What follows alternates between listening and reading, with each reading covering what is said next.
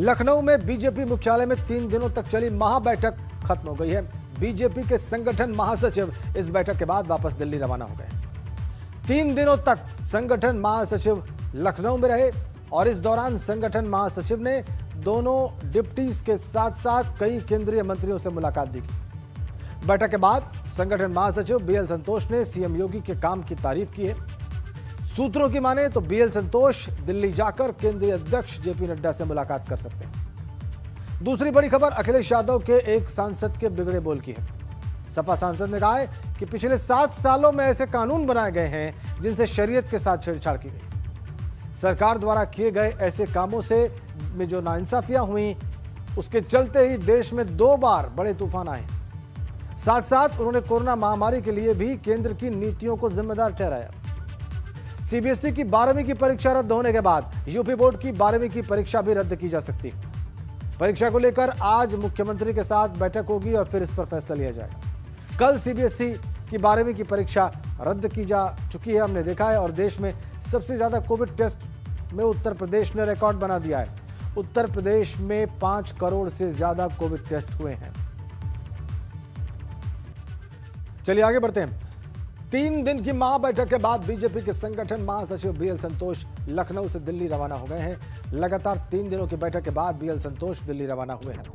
अपने 3 दिनों के दौरे के दौरान बीएल संतोष ने सरकार और संगठन के कामकाज का फीडबैक लिया। साथ साथ 2022 विधानसभा चुनाव की तैयारियों को लेकर चर्चा की गई और संगठन और सरकार के बीच कोऑर्डिनेशन की भी जानकारी ली गई। इस दौरान बीएल संतोष उत्तर प्रदेश के दोनों डिप्टी सीएम से मिले, कई मंत्रियों से मिले, विधायकों और सांसदों से बात की, उनके कामकाज की जानकारी ली और संघ के लोगों से भी मुलाकात की भारतीय भवन जाकर। सूत्रों की माने तो यूपी की सियासी नब्ज टटोल कर उसकी रिपोर्ट तैयार करके वो वापस दिल्ली लौट गए और सूत्र ये भी बता रहे हैं कि बीएल संतोष आज ही शाम पार्टी अध्यक्ष जेपी नड्डा से मिलेंगे। संगठन, सरकार और संघ से मिला फीडबैक और जो जानकारियां उनके पास हैं वो पार्टी के राष्ट्रीय अध्यक्ष को मुहैया कराएंगे। और यूपी दौरे के बाद संगठन महासचिव बीएल संतोष ने ट्वीट करके मुख्यमंत्री योगी के काम की तारीफ की है। यूपी में कोरोना के नए केसेस में 93% तक की कमी आई है, ये ट्वीट करके बीएल संतोष ने लिखा है। 20 करोड़ से ज्यादा की आबादी वाले प्रदेश के मुख्यमंत्री ने 5 सप्ताह में जिस प्रभावी तरीके से कोरोना पर नियंत्रण किया है, वो काम 1.5 करोड़ वाले छोटे से म्यूनिसिपैलिटी के सीएम भी नहीं कर पाए। साथ साथ तीसरी वेव के लिए भी सरकार ने अभी से तैयारियां शुरू कर दी हैं। ये ट्वीट किया है कल ही बीएल संतोष ने और आज रवाना हो गए वापस दिल्ली। तो इसमें कोई संदेह नहीं कि एक फाइंडिंग उनकी रही है कि उत्तर प्रदेश सरकार ने कोरोना की दूसरी लहर के दौरान बेहतरीन काम किया और उसे काबू कर लिया है। 93% तक मामले कम करने की बात उन्होंने कही है और यह भी बताया है कि तीसरी वेव के लिए सरकार ने अभी से तैयारी शुरू कर दी है।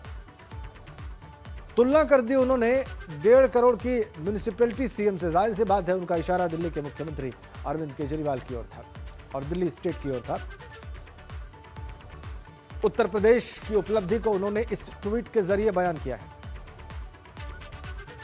तमाम राजनीतिक चिंतक इसे योगी सरकार का के लिए थम्स अप मान रहे हैं। राष्ट्रीय संगठन महासचिव बीएल संतोष का, जो कि रिपोर्ट तैयार कर उत्तर प्रदेश के राजनीतिक हालात का और खासकर पार्टी के भीतर जो स्थितियां हैं उसका वापस दिल्ली लौट चुके हैं। आज 52 घंटे वो लखनऊ में रहे। मैराथन बैठकें की, लगभग हर महत्वपूर्ण व्यक्ति से उन्होंने बैठक की, चाहे वो संगठन का हो या सरकार का। संघ के लोगों से भी जाकर मिले। संघ के कार्यालय भारतीय भवन जाकर 5 घंटे तक कल उन्होंने बैठक की। और आइए अब आपको बैठक के 3 दिनों की तस्वीरें दिखाते हैं। बीएल संतोष ने पहले दिन प्रदेश प्रभारी राधा मोहन सिंह, प्रदेश अध्यक्ष स्वतंत्र देव सिंह, संगठन महामंत्री सुनील बंसल के साथ 6 क्षेत्रों के अध्यक्षों और प्रदेश महामंत्रियों के साथ बैठक की। दूसरे दिन सरकार के मंत्रियों से 1-to-1 मुलाकात की उन्होंने। यूपी दौरे के दूसरे दिन राष्ट्रीय संगठन महामंत्री बीएल संतोष ने करीब 1 दर्जन मंत्रियों से मुलाकात की। जिन मंत्रियों ने बीएल संतोष से मंगलवार को मुलाकात की उसमें उत्तर प्रदेश के दोनों डिप्टी सीएम केशव प्रसाद मौर्य और डॉक्टर दिनेश शर्मा शामिल थे। इसके अलावा सरकार के दोनों प्रवक्ता श्रीकांत शर्मा और सिद्धार्थनाथ सिंह भी शामिल रहे। बीएल संतोष ने श्रम मंत्री स्वामी प्रसाद मौर्य, परिवहन मंत्री अशोक कटारिया, जल शक्ति मंत्री महेंद्र सिंह सबसे बात की। कैसे उन्होंने 3 दिन तक मैराथन बैठकों में रिपोर्ट तैयार की, ये हम आपको दिखाते हैं। पहले दिन सीएम आवास पर बीजेपी कोर कमेटी की बैठक हुई। इसमें मुख्यमंत्री योगी आदित्यनाथ, सुनील बंसल, स्वतंत्र देव सिंह सभी मौजूद थे। सभी क्षेत्रीय अध्यक्षों के साथ बैठक में चर्चा हुई। दूसरे दिन जो बैठकें हुई उसके बारे में आपको बताएं। ये तो पहले दिन की बात रही। दूसरे दिन क्या हुआ वो भी आपको बताते हैं।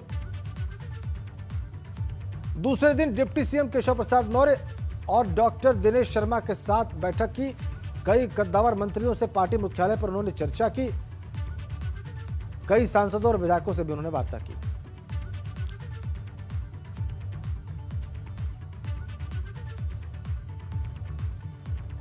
और कोरोना महामारी के खिलाफ लड़ाई में उत्तर प्रदेश की स्थिति लगातार सुधर रही है। अब कोविड जांच को लेकर प्रदेश में नया रिकॉर्ड बना है।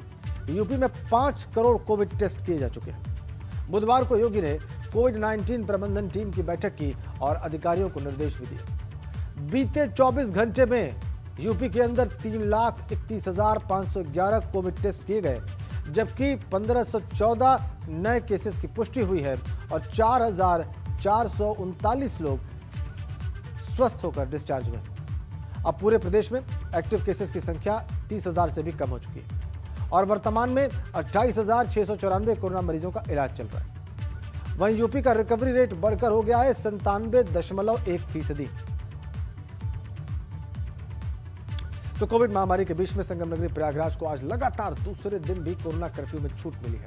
आज भी सड़कों पर खासी चहल पहल दिखाई दे रही है। ज्यादातर दुकानों में या तो सन्नाटा पसरा हुआ या फिर इक्का दुक्का ग्राहक की खरीदारी के लिए आ रहे हैं। क्या माहौल है आपको प्रयागराज की इस रिपोर्ट में दिखाते हैं। कोविड की महामारी के बीच संगम नगरी प्रयागराज को कोरोना कर्फ्यू से आज लगातार दूसरे दिन भी छूट मिली हुई है। आज भी ये छूट सुबह 7 से शाम 7 बजे तक 12 घंटे के लिए मिली हुई है। अगर आज दूसरे दिन के हालात की बात करें तो सड़कों पर आज भी खासी चहल पहल देखने को मिल रही है। बाजारों में खासी रौनक है। भीड़ से सड़कें और बाजार वो गुलजार हैं। हालांकि दुकानें जरूर खुल गई हैं, लेकिन अभी पहले की तरह ग्राहक नहीं आ रहे हैं। ज़्यादातर दुकानों पर सन्नाटा पसरा रहता है। इक्का दुक्का ग्राहक की खरीदारी के लिए आ रहे हैं। और अगर कल पहले दिन के मुकाबले की हम बात करें तो आज सड़कों पर उतनी ज़्यादा भीड़ नहीं है, उतनी ज़्यादा चहल पहल नहीं है। इसकी वजह यह है कि तकरीबन 1 महीने से जो लोग घरों में कैद थे, कल वो खरीदारी करने के लिए निकले थे। तमाम लोग सड़कों के हालात देखने के लिए बाहर निकले थे, लेकिन आज उस तरीके की भीड़ भाड़, उतनी चहल पहल नहीं है। अगर कोविड प्रोटोकॉल की पालन की बात करें तो आज शहर में कहीं भी चेकिंग भी होती नजर नहीं आ रही है। तो साफ तौर पर कहा जा सकता है कि लोग धीरे धीरे अनलॉक शुरू होते ही बेपरवाह नजर आ रहे हैं, लापरवाह नजर आने लगे हैं। हालांकि उन्हें यह समझना होगा कि कोरोना का खतरा अभी कम हुआ है, पूरी तरह खत्म नहीं हुआ है। इसलिए उन्हें जब भी घर से बाहर निकलना होगा, कोविड प्रोटोकॉल का पूरी तरीके से पालन करना होगा, मास्क लगाना होगा, सोशल डिस्टेंसिंग का पालन करना होगा। नहीं तो अगर हालात बिगड़े तो एक बार फिर से कर्फ्यू लग सकता है, एक बार फिर से लॉकडाउन हो सकता है। मोहम्मद मोइन, एबीपी गंगा, प्रयागराज। और वैक्सीन के डर को लेकर श्रावस्ती में जागरूकता अभियान चलाया जा रहा है।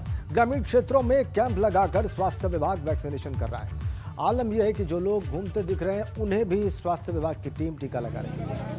श्रावस्ती की तस्वीरें देख लीजिए आप। कौन हाथ में लगा दादा, कौन हाथ? ग्रामीण क्षेत्रों में कैंप लगा दिया गया है। ये हमारे कोरोना से लड़ने की शक्ति देने की वैक्सीन है। और जो लोग अफवाहों में हैं, अगर मेरे संज्ञान में आ गया कि ये लोग गलत समाज में संदेश दे रहे हैं तो उनके खिलाफ कार्रवाई भी सुनिश्चित करूंगा। मैंने थानाध्यक्षों को बता भी दिया है। अगर ऐसे चिन्हित होते हैं उनको तुरंत पकड़ करके जेल भेजेंगे। इधर नोएडा में फिर से छोटे बच्चों को नियमित टीका लगना शुरू हो गया है। सेक्टर 30 जिला अस्पताल में टीकाकरण शुरू होने से बहुत सारे अभिभावक बच्चों के साथ पहुंच रहे हैं। आपको बताएं कि जानलेवा बीमारियों से बचने के लिए 5 साल तक के बच्चों को टीका लगाया जाता है, जो दूसरी लहर के चलते बीच में बंद हो गया था। और अब तीसरी लहर की आशंका को देखते हुए नियमित टीका बच्चों को लगना आवश्यक है। बच्चों का टीकाकरण कार्यक्रम बहुत जरूरी था। इससे उनकी जो है इम्यूनिटी बढ़ती है, बीमारी से लड़ने की क्षमता बढ़ती है। जो तीसरी लहर को देखते हुए कहा गया कि बहुत ज़्यादा बीमार हो गए, इसी को सोच में रखते हुए हमने टीकाकरण आज से आरम्भ कराया है। बच्चों की इम्यूनिटी बढ़ेगी तो वो बीमारियों से लड़ पाने की सभी बीमारियों से लड़ने की क्षमता बढ़ती है। ऐसा नहीं कि उस टीके से ही बढ़ती है, ये उनकी क्षमता पूरी बढ़ जाएगी, इसलिए मैंने आज से शुरू करा है। और अलीगढ़ शराब कांड में जिस ठेके से शराब बेची गई थी उसे प्रशासन ने ध्वस्त कर दिया है। प्रशासन की दूसरी बड़ी कार्रवाई है और इससे पहले कल प्रशासन ने इसी गांव में आरोपी शराब माफिया दिगपाल के ट्यूबवेल को ध्वस्त कर दिया था। आज दोपहर को एसडीएम रंजीत सिंह पूरे दल बल के साथ लोधा थाना इलाके के गांव करसुआ पहुंचे और शराब के ठेके को ध्वस्त कर दिया। इससे पहले ठेके में जो भी शराब रखी हुई थी उसको प्रशासन ने निकलवा दिया। देखिए, जैसा आपको पता है कि इसी शराब के ठेके से जहरीली शराब की बिक्री हुई थी, जिसमें से कई लोगों की मौत हुई है। प्रशासन इस मामले में बहुत ही सख्त रुख अपनाए हुए है। अभी जो भी यहाँ पर माल रखा हुआ था उसको हम लोगों ने थाने की सुपुर्दगी में दिया और इस जो शराब का जो दुकान चल रहा था इसको भी हम लोगों ने तोड़ दिया है। और इसी तरह से जो भी ये शराब माफिया हैं इनकी संपत्तियों की तलाश हम कर रहे हैं और जहाँ जहाँ इनकी संपत्तियाँ मिलेंगी हम उसको कब्जे में लेकर के उसको तोड़ेंगे। मुरादाबाद से सपा सांसद डॉक्टर एस.टी. हसन ने एक बार फिर से विवादित बयान दिया है। देश में कोरोना महामारी और तूफानों को लेकर केंद्र सरकार को उन्होंने जिम्मेदार ठहराया है। उन्होंने कहा कि शरीयत में दखलंदाजी और खास वर्ग के साथ नाइंसाफी के चलते ये प्राकृतिक आफत आ रही और ऐसे ही रहा तो आने वाले समय में और आफतें आएंगी।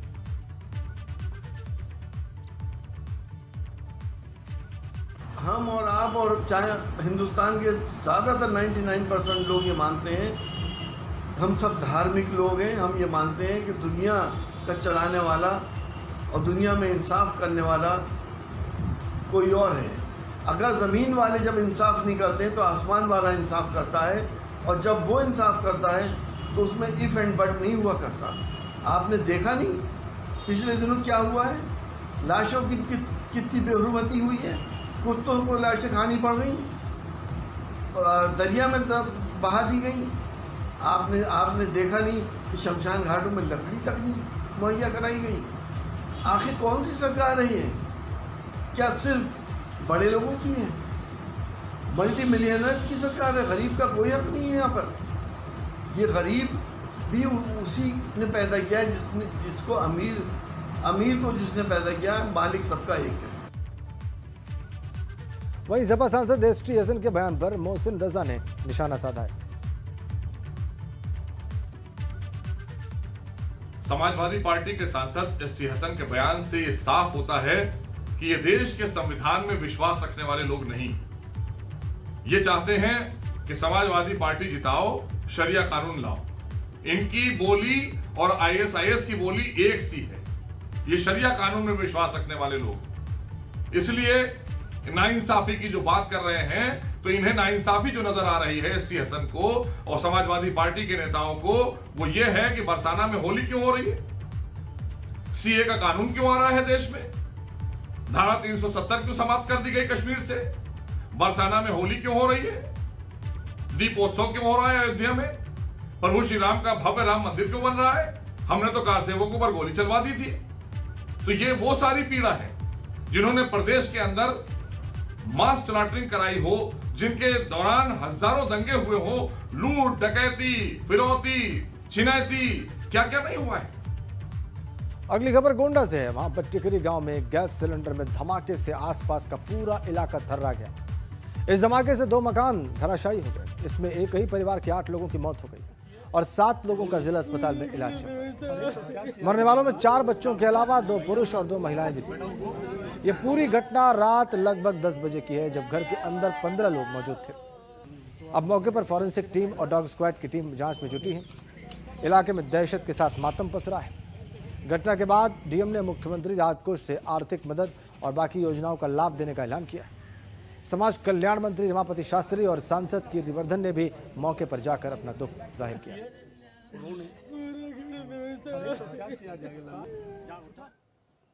हम साहब अपने ही चैनर में ताला लगावत रहें, ताला के बाद घर खर खर खर गिरे लाग, ऐसे तत ढोकावे लाग। फिर हम निकल के बाहर देखें, बाहर देखा के बाद कुछ लोग जो खड़ा पीड़ा देखें वो अपने कुछ हमरे जोर से निकसे, कुछ अपने जोर से निकसे। फिर और देखें जो छोटा मोटा गिरत रहा ओकरे नीचे से जो छोट मोट लड़के बाहर से भगे वो हमरे आँखी के सामने देखान हमरे बस के रहा, उनका खींच खींच ला के अपने इसी की हन 2-4 लोग बच्चन का हम बचाए पाएन। वही बच्चे जो सीरियस हैं वही बच्चे बच पाए हैं और हमरे बस का वहाँ ना रहा, हम ना जा पाएन। हम इसमें मौके पर जैसे ही रेस्क्यू टीम पहुंची तो मलबे में से तुरंत 5 लोगों को जिनकी डेथ हो गई थी उनकी बॉडी निकाली गई और उसके बाद से फिर थोड़ी देर बाद और 2 शवों की बरामदगी हुई और एक व्यक्ति की डेथ आज सुबह 5:30 बजे के आसपास हुई है। तो लगभग 8 एक ही परिवार के सदस्यों की डेथ हुई है और 7 लोग ये जिला चिकित्सालय में चिकित्सकीय इलाज के लिए भेजे गए हैं। इस हादसे के बाद जब एबीपी गंगा मौके पर पहुंचा तो हमारे कैमरे में क्या तस्वीरें कैद हुई वो हम आपको दिखाने जा रहे हैं। 4 तस्वीरें आप देखेंगे। हादसे के बाद मौके पर पहुंचने से अब तक हर तस्वीर, हर अहम बात हमने इन तस्वीरों के जरिए आपके सामने रखी है। पूरा घर जमींदोज हो गया। करीब 10 बजे रात को धमाका हुआ। 8 शव मिले रेस्क्यू में। जिस कोरोना काल में एक बेड और अस्पताल की आवश्यकता है, उस वक्त उन्नाव का एक बड़ा सामुदायिक स्वास्थ्य केंद्र जानवरों का चारागाह बना हुआ है। अस्पताल के अंदर गंदगी का अंबार है। बेड कबाड़ हो चुके हैं। अस्पताल स्टाफ का कहीं कोई आता पता नहीं है। अस्पताल में आवारा जानवर घूम रहे हैं। लोग जानवरों को अस्पताल कैंपस में बांधकर गंदगी फैला रहे हैं और अस्पताल की ये तस्वीरें बता रही है कि मरीजों का इलाज करने वाला ये अस्पताल खुद बीमार है। स्वास्थ्य विभाग के अधिकारियों की लापरवाही इस मुश्किल वक्त में और बड़ी मुसीबत नजर आ रही है।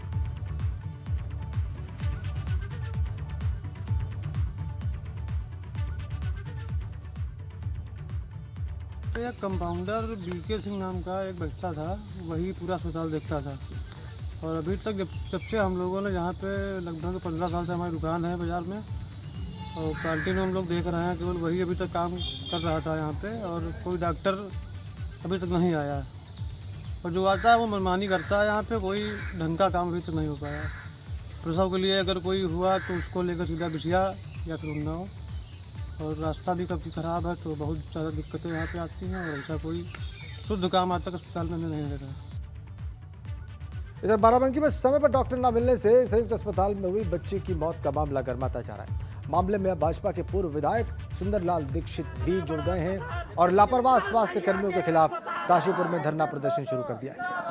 लोगों के गुस्से को देखते हुए मौजूदा भाजपा विधायक भी धरना स्थल पर पहुंचे और इसके बाद डीएम ने मृतक बच्ची के परिजनों को बयान दर्ज कराए और जांच की बात कही। आपको बताएं कि बच्ची बीते 30 मई को सोते वक्त बेड से गिर गई थी। इसके बाद परिजन उसे लेकर अस्पताल पहुंचे थे, लेकिन रविवार का दिन होने की वजह से अस्पताल में कोई भी डॉक्टर मौजूद नहीं था और इसकी वजह से बच्चों को वक्त पर इलाज नहीं मिला, उनकी मौत हुई।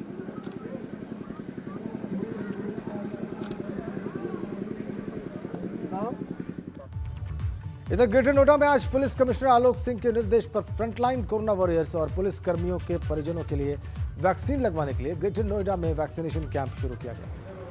वैक्सीनेशन कैंप का पुलिस कमिश्नर आलोक सिंह ने शुभारंभ किया। पुलिस कमिश्नर ने वैक्सीनेशन सेंटर पर पुलिस कर्मियों के परिवारजनों का हालचाल जाना। मौके पर ज्वाइंट सीपी लव कुमार और अन्य पदाधिकारी भी मौजूद थे। आपको बताएं कि वैक्सीनेशन सेंटर ग्रेटर नोएडा के भीमराव अंबेडकर छात्रावास में बनाया गया।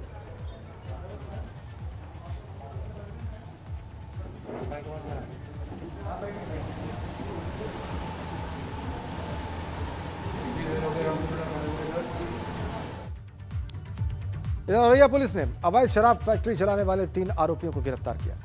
ये आरोपी पिछले 2 महीने से फरार चल रहे थे। पुलिस ने बीते 1 मार्च को अवैध शराब फैक्ट्री पकड़ी थी। ये फैक्ट्री दिव्यापुर के विकास कुंज इलाके में चलाई जा रही थी।